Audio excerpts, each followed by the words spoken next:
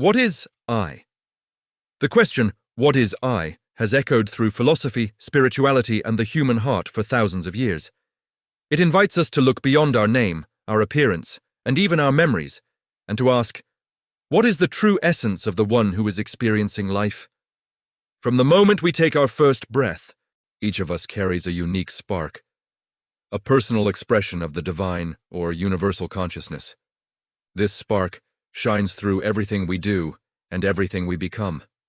It shows in the curiosity of childhood, the struggles of adolescence, and the wisdom that slowly forms as we grow older. This inner presence is what we often call the self, or simply I.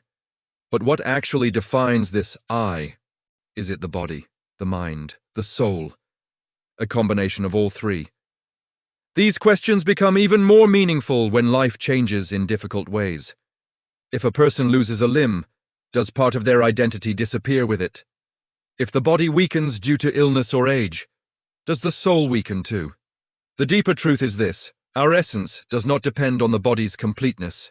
A person remains fully themselves, even if their physical form changes. What we call the I is something far more profound than flesh and bone. The soul is not shaped by the body. It only uses the body as a vehicle for experience. The soul can be imagined as a sacred spark or inner light. It becomes active through the living energy of the body, the steady rhythm of the heartbeat, the breath that moves through the lungs, and the constant flow of blood that nourishes the brain. These physical processes provide the stage on which consciousness expresses itself. Together, the living body and the aware mind create the feeling of I am. Even if the body is incomplete or different from what society considers whole, as long as the mind is awake and the life force is flowing, the soul remains present, strong, and complete. The essence of who we are doesn't shrink, fade, or become less. But life is fragile, and the connection between body, mind, and soul depends on certain energies staying in harmony. Blood, for example, does more than carry oxygen. It carries vitality. When blood flows steadily, it feeds the brain, and the brain, in turn, allows consciousness to shine through. This is why, when someone is injured or bleeding, stopping the loss of blood is not only a medical necessity, but also a way of protecting the life energy that anchors the soul to the body. As the flow of life begins to weaken, the connection between the brain and the soul may also begin to loosen. When the brain can no longer clearly communicate with the body, when awareness fades, the soul begins to prepare for a transition, even if the body is still being supported by medicine or technology.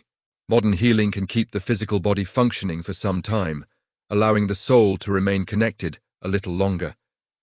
But when that support is removed, when the heart stops, the blood no longer flows, and the brain no longer sends or receives signals, the earthly home of the soul reaches its natural end. The physical I fades, but the deeper I, the true self, does not die. It simply releases its hold on the body, as gently as a bird lifting from a branch. In that moment, the soul moves beyond the boundaries of space and time. It leaves the world of senses and form, and returns to the vast mystery from which it came. The I that we knew in human form becomes part of the eternal, transforming from a physical experience into a spiritual one. And so, the question, what is I, leads us to a profound truth.